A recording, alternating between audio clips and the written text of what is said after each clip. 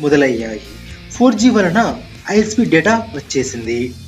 వీటిని మనం YouTube, Netflix లాంటి యాప్స్‌లో వీడియోలు సులభంగా చూడగలిగాం.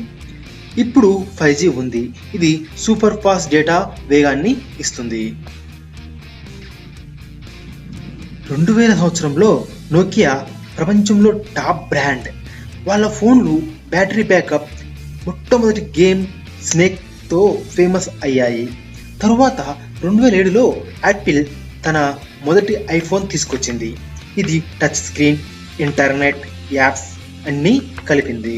ఇక ఆండ్రాయిడ్ 2008లో గూగుల్ తెచ్చింది. ఇది చాలా కంపెనీలకు ఓపెన్ సోర్స్ ఆపరేటింగ్ సిస్టమ్. ఇప్పుడు శాంసంగ్, వన్‌ప్లస్, రియల్‌మీ, వివో లాంటి బ్రాండ్లు మార్కెట్లో రాజ్యమేలుతున్నాయి. మొబైల్స్ ఇప్పుడు